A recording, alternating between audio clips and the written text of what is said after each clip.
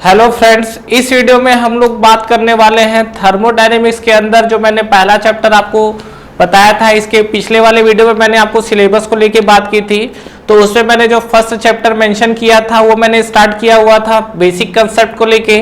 तो इस वीडियो में हम लोग बात करने वाले हैं बेसिक कंसेप्ट कि हम लोग किन किन चीज़ों पे क्या क्या चीज़ें कवर करेंगे बेसिक में। देखिए फ्रेंड्स, बात करते हैं, अगर मैं बेसिक कंसेप्ट की बात कर रहा हूँ तो जैसे थर्मोडायनेमिक्स हमारा सब्जेक्ट है। अभी हम लोग जैसे कहीं भी इंटरव्यू वगैरह देने जाते हैं तो वहां पर जो दो क्वेश्चन है वो सबसे ज्यादा प्रोबेबिलिटी होती है कि वो क्वेश्चन इंटरव्यू में पूछे जाते हैं। पहला क्वेश्चन जो होता है, जो भी आपका फैमिली बैकग्राउंड पूछे, मतलब tell me about yourself, बहुत ही कॉमन क्वेश्चन है। और उसके बाद जो आपका दूसरा क्वेश्चन पूछा जाता है, अगर आप फ्रेंड्स देखिए वर्किंग में है तो ज्यादातर चांसेस है कि अगर आपका प्रोफाइल उनके जो कंपनी के प्रोफाइल है उससे मैच करता है, तब तो ये मैक्सिमम प्रोबेबिलिटी है कि आपसे जो क्वेश्चंस पूछा जाएगा वो आपके जॉब प्रोफाइल से पूछा जाएगा। अगर मान लीजिए आप क्या है, फ्रेशर्स है, तैयारी कर रहे हैं, ड्रॉपर्स है, या कोचिंग के थ्रू आप घर पे बैठ के या कोचिंग की हेल्प लेके तैयारी कर रहे हैं, तो वहां पर क्या होता है कि आपसे जो क्वेश्चंस पूछने के ज्यादा चांसेस है। एक तो आपका जो प्रोजेक्ट वाला वोकेशनल ट्रेनिंग का जो प्रोजेक्ट रहता है वो भी कहीं ना कहीं मैच होगा तो पूछेंगे। अदरवाइज वो लोग फिर फाइनली इस चीज पे आते हैं, क्या, yes tell me your favourite subject. और फ्रेंड्स वहां पर हमको कम से कम 2 सब्जेक्ट्स ऐसे प्रिपेयर करके जाना है जिसपे हमारा जो कमांड हो वो स्ट्रॉन्ग रहे, मतलब उस सब्जेक्ट के अंदर आपका सॉलिड कमांड होना चाहिए। कोई भी 2 सब्जेक्ट एटलीस्ट प्रिपेयर रखिए, क्योंकि सामने वाले ऑप्शंस देते हैं या तो वो सीधा सीधा 2 सब्जेक्ट बोलते हैं, या वो आप अगर वो मान लीजिए आपसे पूछते हैं कि योर फेवरेट सब्जेक्ट, अगर आप एक सब्जेक्ट बताते हैं तो लोग नेक्स्ट क्वेश्चन बोलते हैं कि ठीक है और दूसरा, ठीक है। तो ध्यान रखिएगा फ्रेंड्स, ये आपको चीजें ध्यान रखनी है। दूसरा चीज, जो भी आप सब्जेक्ट्स का नाम लेंगे, ज्यादातर लोग देखिए यहाँ पर मिस्टेक कर जाते हैं। जैसे हम कोई भी सब्जेक्ट है उसका हम लोग जैसे शॉर्ट फॉर्म में नाम लेते हैं। जैसे हम लोग क्या, अपने नॉर्मल जैसे मैकेनिकल इंजीनियरिंग है तो इसमें हम लोग FM, सोम, टॉम इस तरीके से नाम लेते हैं, लेकिन हमको इंटरव्यू में इस तरीके से नाम नहीं लेना है। कोई भी सब्जेक्ट्स को आपको पूरा का पूरा नाम डिफाइन करना है। जैसे अगर FM बोलते हैं तो वहां पर हमको फ्लूइड मैकेनिक्स बोलना है, सोम बोलना नहीं है, स्ट्रेंथ ऑफ मटेरियल, मॉस बोलते हो तो मैकेनिक्स ऑफ सॉलिड बोलना है, टॉम हो गया तो क्या बोलेंगे, थ्योरी ऑफ मशीन। उसी तरीके से हम लोग थर्मो तो बोलते हैं, बट ध्यान रखिएगा हमको वहां पर पूरा कोई किसी भी सब्जेक्ट्स का पूरा नाम लेना है। थर्मोडायनेमिक्स, जैसे मान लीजिए कि फ्रेंड्स हमने कहा, जैसे इंटरव्यू ने क्वेश्चंस पूछा तो हमने कहा कि यस, मतलब हमारा जो थर्मोडायनेमिक्स है इज आवर फेवरेट सब्जेक्ट। तो ध्यान रखिएगा कि नेक्स्ट क्वेश्चन फिर ये वहां से फायर होता है, क्या कि व्हाट इज थर्मोडायनेमिक्स। अगर आप जैसे मान लीजिए मैकेनिक्स ऑफ सॉलिड या स्ट्रेंथ ऑफ मटेरियल बोलते हैं तो वहां पर आपका क्या स्टार्ट होगा, yes what is strength of material. तो इस चीज को डिफाइन करने आना चाहिए। तो यहां पर मैं बेसिक कंसेप्ट है, अभी हम लोग क्या पढ़ने वाले हैं इस वीडियो के अंदर। इस वीडियो में हम लोग पहला चीज क्या पढ़ेंगे कि ये थर्मोडायनेमिक्स होता क्या चीज है। दूसरा चीज, ये थर्मोडायनेमिक्स पढ़ने का रीजन क्या है और इसका एप्लीकेशन कहाँ है, मतलब हम थर्मोडायनेमिक्स को क्यों पढ़ रहे हैं। अगर आपको ये चीज कंटेंट पता हो तभी आप सामने वाले जो भी आपके इंटरव्यूअर है, जो सामने वाला आपसे पूछना चाह रहे हैं, उसको आप प्रॉपरली एक्सप्लेन कर पाएंगे। तो ध्यान रखिएगा कि ये जो हम लोग बेसिक कंसेप्ट है इस पे हम लोग बेसिकली यही पढ़ने वाले हैं कि थर्मोडायनेमिक्स होता क्या चीज है और ये हम लोग सब्जेक्ट्स क्यों पढ़ रहे हैं। तो देखिए हम लोग फ्रेंड्स इस पे बात करते हैं। ये जो अगर मैं थर्मोडायनेमिक्स की बात करूं तो यहाँ पर ये जो हमारा थर्मोडायनेमिक्स है ये बेसिकली हमारा 2 पार्ट से बना हुआ है। एक हमारा बना हुआ है थर्मो और दूसरा हमारा जो पार्ट बना हुआ है ये आपका है डायनेमिक्स। ये हमारा 2 पार्ट है। अब देखिए जो मैं थर्मो की बात कर रहा हूं, थर्मो का मतलब क्या होता है, थर्मो का मतलब होता है देखिए हीट।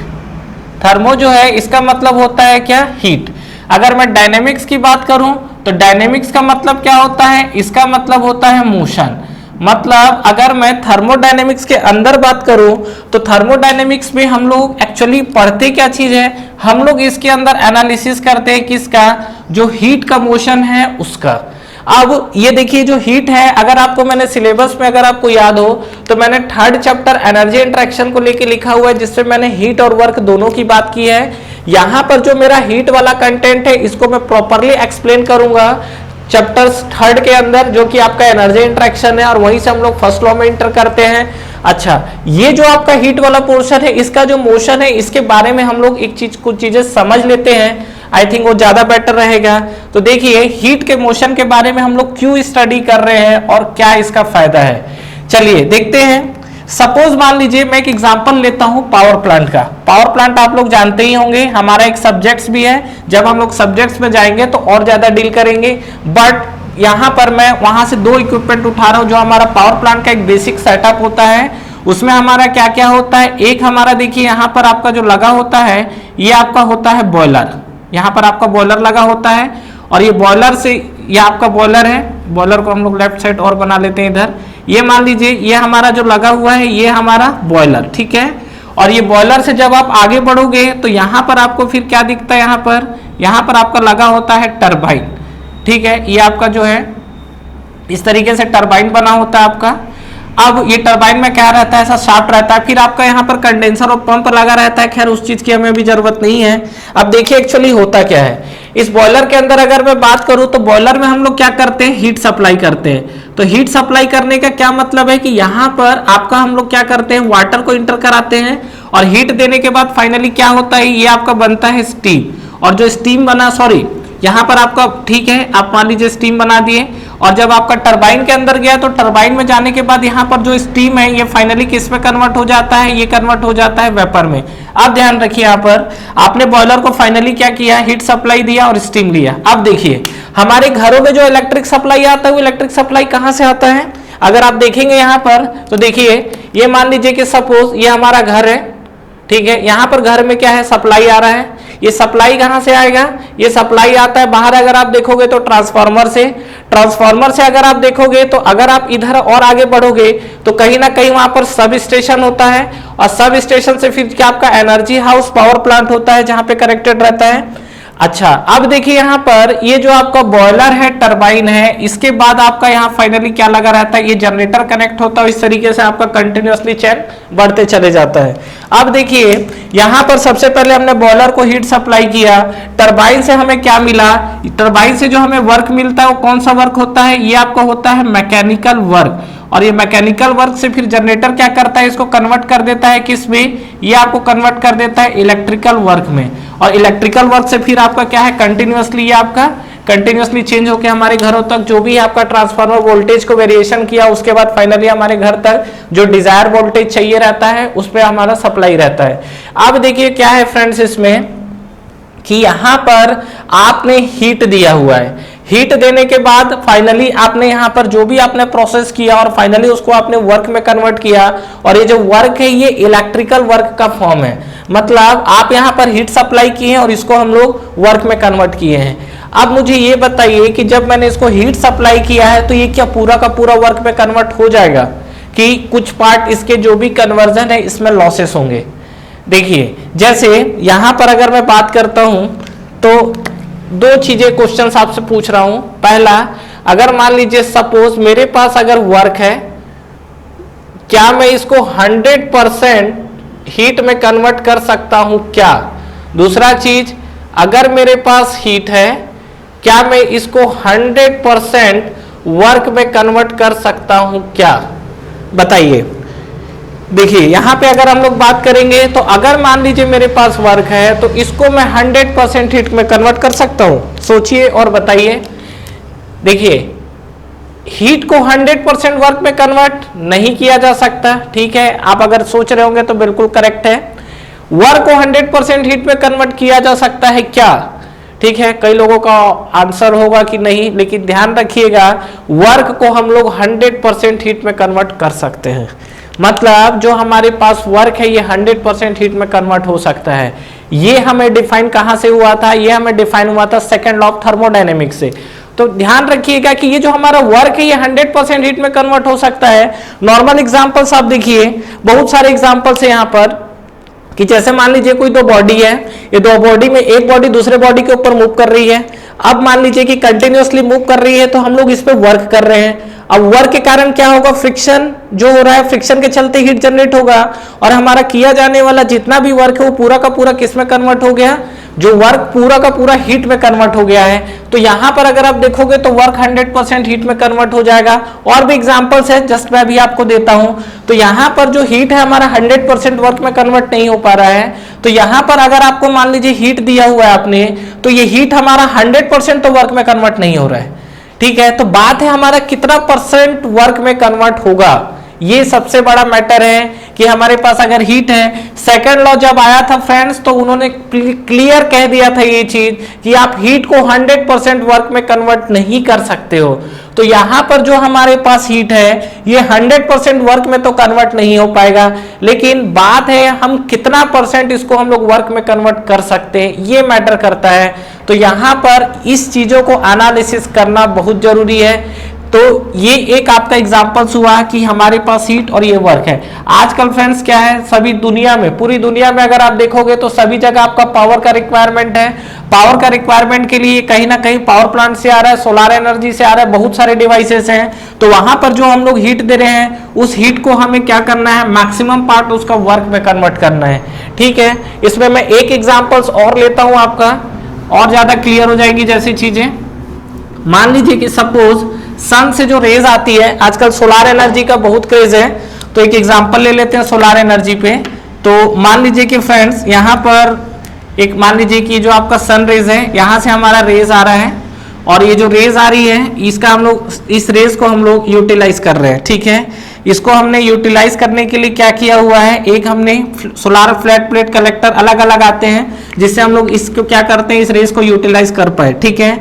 अब ये बताइए कि ये जो आपका सन है, सन से जो रेज आ रही है, तो यहाँ से जो रेज आ रही है ये तो आपका हीट फॉर्म में आ रही है, और फाइनली इसको हम लोग क्या है, इसको यूज करके अगर आप मान लीजिए पानी गर्म कर रहे हैं या वहां से स्टीम जनरेट कर रहे हैं पावर प्लांट को चलाने के लिए, तो कहीं ना कहीं इस हीट को आप क्या कर रहे हैं, वर्क में कन्वर्ट करने की कोशिश कर रहे हैं। तो ये बताइए कि यहाँ पर हम लोग हीट के कितना परसेंट पार्ट को हम लोग वर्क में कन्वर्ट कर पाते हैं, सोचिए।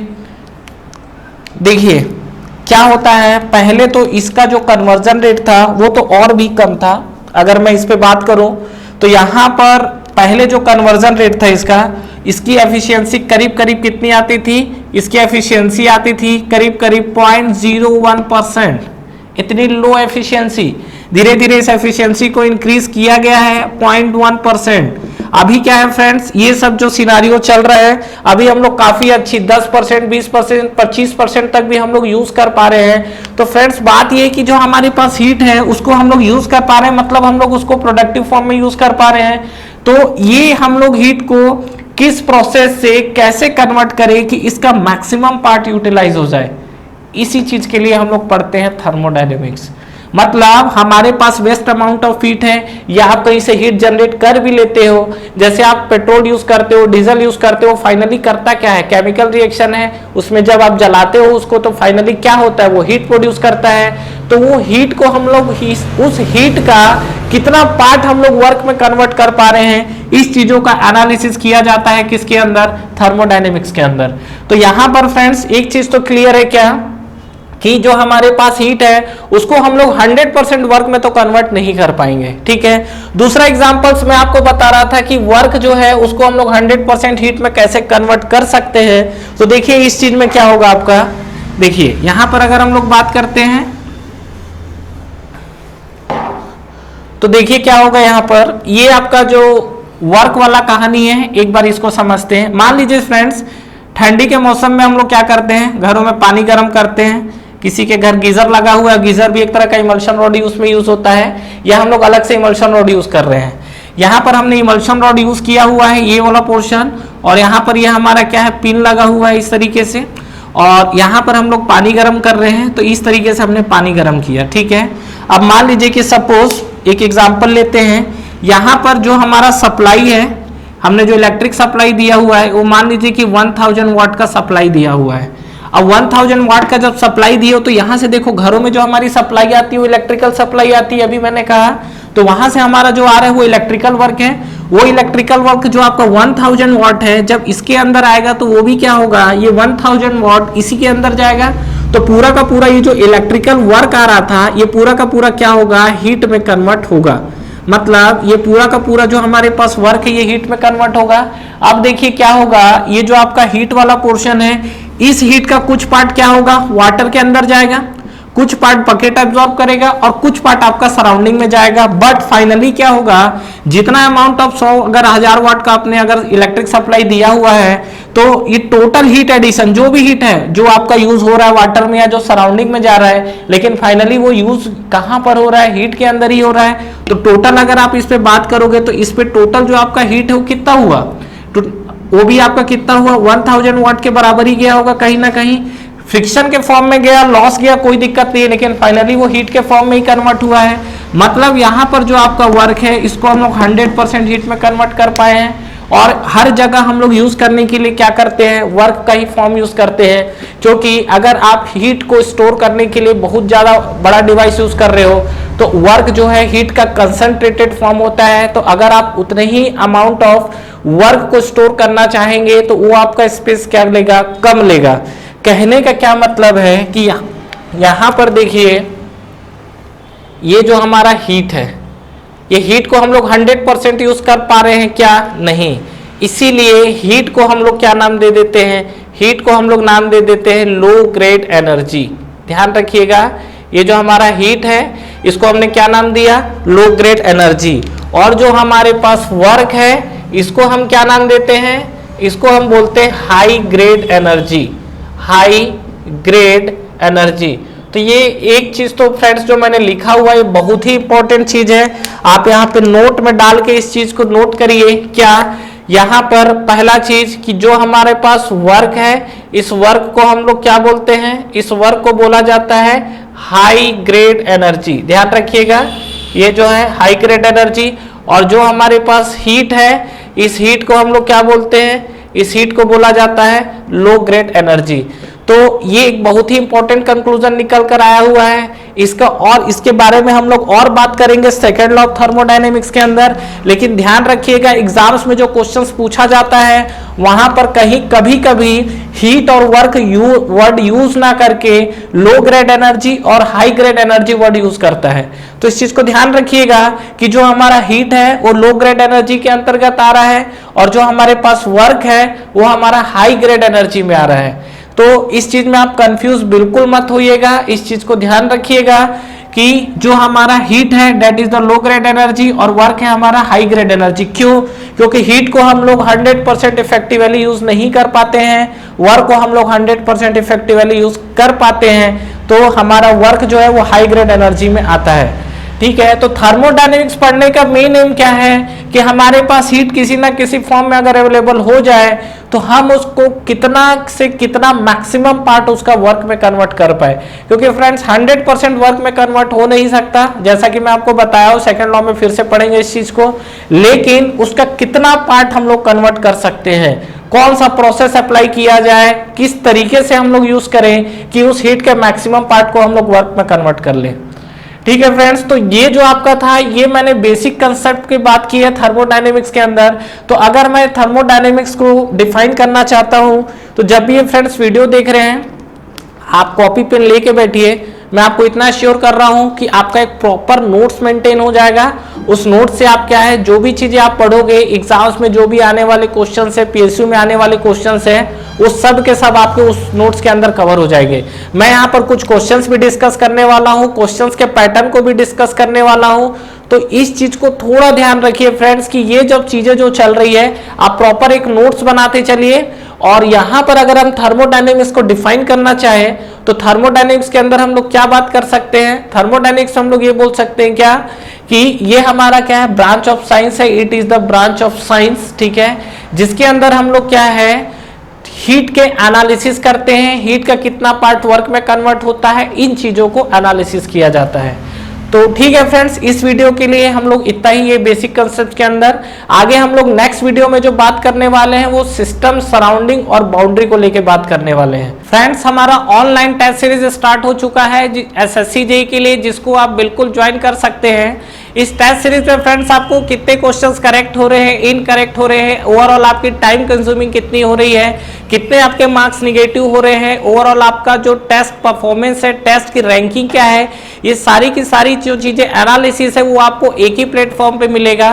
तो बिल्कुल फ्रेंड्स आपको ये टेस्ट सीरीज ज्वाइन करना चाहिए, बिल्कुल अफोर्डेबल प्राइस पे ये टेस्ट सीरीज अवेलेबल है, जो कि आपको नीचे डिस्क्रिप्शन में और फर्स्ट कमेंट बॉक्स पे मिलेंगे। इसके अलावा इस पे फ्रेंड्स अगर आप 10% का एडिशनल ऑफ चाहते हैं तो आप मेरा प्रोमो कोड यूज कर सकते हैं। जो मेरा प्रोमो कोड है वो आपको नीचे डिस्क्रिप्शन पे मिलेगा। तो जब भी आप टेस्ट सीरीज को बाई करें, ये प्रोमो कोड को अप्लाई करें, इस पे आपको 10% के एडिशनल ऑफ मिलेंगे।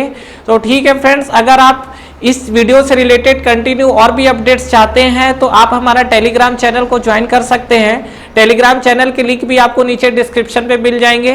तो फ्रेंड्स इस वीडियो को लाइक करिए, फ्रेंड्स के साथ शेयर करिए और इस चैनल को सब्सक्राइब करिए, बेल आइकन प्रेस करना ना भूलें और एग्जाम्स की आप तैयारी करते रहिए। Wish you all the best.